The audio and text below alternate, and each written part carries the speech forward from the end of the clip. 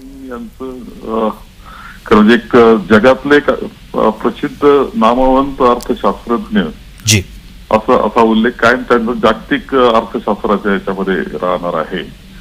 आणि देशामध्ये सुद्धा त्यांनी स्वतः रिझर्व्ह बँकसाठी केलेलं काम असेल किंवा त्यानंतर अर्थमंत्री म्हणून केलेलं काम, नंतर पंतप्रधान म्हणून केलेलं काम, हे सर्व आपण पाहिलं तर आर्थिक दिशा, देशाची आर्थिक दिशा बदलवणारं ठरलं सुरुवातीला आणि नंतर बळकटीकरण करणारं असं ठरलेलं आपल्याला दिसतं. आणि जागतिक पातळीला देशाचा एक शक्ती म्हणून जो आर्थिक उदय झाला त्यामध्ये त्यांच्या धोरणांचा खूप मोठा वाटा राहिला. युपीएच्या कालखंडामध्ये पंतप्रधान म्हणून त्यांनी जे काम केलेलं आहे, कदाचित ते गाजावाजा ना करणारे पंतप्रधान होते, परंतु कामातून मात्र त्यांनी खूप मोठं एक महान काम उभं केलंय हे नाकारता येणार नाही. त्यांच्या कार्यातला एखादा प्रमुख भाग जो तुम्हाला अत्यंत भावला असेल, कारण तुम्ही खूप जवळून त्यांची कारकीर्द बघितलेली आहे, तुम्ही काँग्रेसचे ज्येष्ठ नेते आहात, सो त्यांच्या कार्याची एखादी प्रेरणा म्हणा किंवा एखादा प्रमुख भाग असा आठवतो आपल्याला? युपीएच्या कालखंडामध्ये आपण जर पाहिलं तर माननीय मनमोहन सिंगजी पंतप्रधान आणि युपीएच्या अध्यक्ष सोनियाजी होत्या, त्या काळात त्यांनी अनेक योजना ज्या आहेत, म्हणजे विशेषतः आपण पाहिलं तर आर्थिक उदारीकरण हे विषय आहे किंवा अर्थशास्त्र पूर्ण त्यांची पकड असायची व्यवस्थेवर, हे आहेच, परंतु सर्वसामान्य माणसाकरता अनेक योजना घेऊन ते आलेले आपल्याला दिसत आहेत त्या कालखंडात, 10 वर्षाच्या कालखंडामध्ये. त्यावेळेस रोजगार हमी योजना पूर्ण देशामध्ये लागू करण्याचा त्यांचा विषय आपण घेतला, किंवा आपण पाहिलं असेल की त्यावेळेस अन्नधान्य जे लोकांना फूड सिक्युरिटी त्याला म्हणतात त्या पद्धतीनं देण्याची योजना असेल, हेल्थच्या बाबतीत, आरोग्याच्या बाबतीतल्या सर्वसामान्य माणसाकरता त्या अनेक योजना आहेत त्या की सर्वसामान्य माणसाला केंद्रीभूत मानून त्या कालखंडामध्ये आणल्या गेल्या. आणि यामध्ये सुद्धा डॉक्टर मनमोहन सिंग यांचा मोठा सहभाग कायम राहिलेला आहे. उदारीकरण जे करण्यात आलं, विशेषतः ज्यावेळेस नरसिंहराव पंतप्रधानांनी एक धोरणाची दिशाच बदलवली. आपण आज जो काही दिसतोय देश, त्यामध्ये हे ते कारण खूप महत्वाचं आहे आणि त्याच्यामध्ये दूरदृष्टी डॉक्टर मनमोहन सिंग यांची अत्यंत महत्वाची ठरलेली आहे. एकूणच व्यक्तिमत्व म्हणून ते कसे होते, कारण तुम्ही या सगळ्या संपर्कामध्ये सातत्यानं होता, तुमची थेट कधी भेट पहिल्यांदा झाली आणि त्यांच्या व्यक्तिमत्वातला भावलेला तुम्हाला भाग कोणता सांगता येईल? एक मी राज्याचा कृषी मंत्री होतो आणि त्या कालखंडामध्ये त्यांनी एक भेट, कारण विदर्भामध्ये शेतकऱ्याच्या आत्महत्या हा विषय खूप मोठा त्यावेळेस झालेला होता आणि त्यावेळेस त्यांनी एक भेट दिलेली आहे त्या संपूर्ण विशेषतः विदर्भातील यवतमाळ आणि ह्या जिल्ह्यांसाठी. आणि ते इतके बारकाव्यानं निरीक्षण त्यांचं सगळ्या गोष्टींचं असायचं, समजून घेणं असायचं.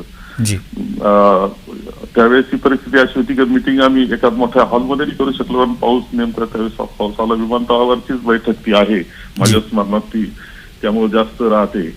आणि तिथे सर्वसामान्य सगळे शेतकरी त्यांना विचारलेले त्यांनी ते प्रश्न, त्याची उत्तरं, खरं म्हणजे त्याची नोंद घ्यावी अशा प्रकारची आहेत की काय नेमकं काय पाहिजे, जोडधंदा कोणता करू शकता, कशा पद्धतीनं तुमचं उत्पन्न वाढवता येईल, उत्पादन खर्च कसा कमी करता येईल, याच्यावरची त्यांनी केलेल्या चर्चा आजही माझ्या खूप स्मरणात आहेत. आणि त्यावेळेस मी त्यांच्या शेजारी जवळ बसलेलो होतो आणि ही सगळी मिटिंग त्यावेळेस मी पाहिली त्यांची. एकूणच पुढची पिढी जी आहे राजकारणातली, म्हणजे डॉक्टर मनमोहन सिंग असतील आणि त्याच्यानंतरची आत्ताची जी पिढी आहे, कोणत्या पद्धतीची प्रेरणा डॉक्टरांकडून आत्ता पुढच्या राजकारणातल्या पिढीला निश्चितपणानं मिळू शकते असं वाटतं? माझं मत असं आहे की याच्यामध्ये प्रचंड जमीन आसमानाचा फरक आहे. डॉक्टर मनमोहन सिंग त्यांचं व्यक्तिमत्व ते काही राजकारणी असं म्हणून कदाचित नव्हते, हे खरं आहे, परंतु प्रशासक म्हणून होते, एक अर्थशास्त्रज्ञ होते आणि देशाला पुढे नेण्याचं काम केलं. आताच एक राजकारण हा विषय तर खरं त्याच्यात नव्हताच. ती बाजू स्वतः सोनियाजी सांभाळत असायच्या युपीएच्या अध्यक्ष म्हणून, परंतु शेवटी राजकारण, यशस्वी राजकारणाकरता जी बदल झाले पाहिजे समाजात आणि यशस्वी वाटचाल झाली पाहिजे, त्यामध्ये त्यांचा मोठा वाटा होता. त्यांचं साधेपणा हे फार वैशिष्ट्य होतं. सहजता, साधेपणा, त्यांचं कुटुंब आपण जर पाहिलं सगळं तर एक अत्यंत एखादं मध्यमवर्गीय कुटुंब आपलं असतं, नीटनेटकं राहणारं, कमी खर्चात राहणारं, काटकसर राहणारं. हे तर त्यांचे खूप वैशिष्ट्यपूर्ण अनेक गोष्टी होत्या. ते नेमका प्रश्न विचारायचे, नेमकं उत्तर घ्यायचे, हे त्यांचं नक्कीच. मी याच प्रश्नाकडे खरं तर येणार होतो, कारण ते अबोल अशा स्वरूपाचे, म्हणजे ज्यांची जी काही प्रतिमा प्रसारमाध्यमांच्या समोर आहे ती अशाच पद्धतीची आहे. ते खूप कमी बोलत असत, ते खूप अबोल अशा स्वभावाचे होते. त्यामुळे त्यांच्यासोबत काम करताना अडचण वाटली का, किंवा त्यांना नेमकं काय हवंय किंवा त्यांना काय म्हणायचं आहे हे समजून घेण्यात कधी कुठे अडचण वाटली? म्हणजे जरी कमी बोलत होते असं म्हणा, परंतु जे बोलायचे ते नेमकं बोलायचे. फाईल, त्यांच्या फाईल जर तपासणं असेल आणि फाईलवर त्यांच्या म्हणजे ते मी स्वतः फाईल पाहिली नाही, परंतु जे त्यांचे आसपासचे लोक सांगायचे फाईलवर त्यांनी केलेलं जे काम असायचं ते फार वैशिष्ट्यपूर्ण असायचं, नोंदी असायच्या. याशिवाय जो रिमार्क करायचा तो काळजीपूर्वक केलेला असायचा. बोलणं कमी होतं पण नेमकं होतं, आणि त्यांचं ते कमी बोलणं नेमकं बोलणं ऐकण्याकरता जगातल्या अनेक राष्ट्रांचे लोक येऊन त्यांच्यावर सल्ला घेऊन जात असायचे. हे तर वैशिष्ट्य आहे. म्हणजे कमी असलं तरी ते बहुमोल असायचं, हे वैशिष्ट्य त्यांचं आहे. त्यामुळे अडचण तशी नसायची. म्हणजे मी 4-6 वेळा मी एकत्र राहिलो आहेत ते आहे, परंतु आम्हाला अशी अडचण त्यांची वाटत नव्हती काही. म्हणजे बोलण्यामुळे काही अडचण असं नव्हतं. जी, एकूणच आत्ताचा जो काही सगळा भाग आपल्या राज्यातला जो काही आहे तो समोर आहे. आत्ता सध्याची जी काही आर्थिक परिस्थिती संपूर्ण देशामधली आहे, राज्यामधली आहे, ती आपल्या सगळ्यांच्या समोर आहे. मनमोहन सिंगांनी त्यावेळचे जे काही घेतलेले निर्णय आहेत ते आणि आत्ताचा जो काही सगळा भाग आहे हा जर आपल्या लक्षात घेता तर आत्ता काय गोष्टींच्या उणीवा आपल्याला जाणवत आहेत, किंवा आत्ता जर असं आहे की सबल राष्ट्र किंवा सबल राज्य बनवण्याकरता म्हणून जे पावलं उचलले पाहिजेत. आता आम्ही आणखी सवंगतेकडे चाललेलो आपल्या सगळ्यांना दिसत आहे. मताशी राजकारणाशी जोडलं गेलेलो आहोत. म्हणजे कोणत्या पक्षाला असं म्हणत नाही, परंतु हे सगळं राजकारणाची ज्यावेळेस सबल राष्ट्र बनवायचं, देश बनवायचा आहे, त्यावेळेस काही कठोर आणि खूप दूरगामी परिणामाचे पावलं टाकावं लागत असतात.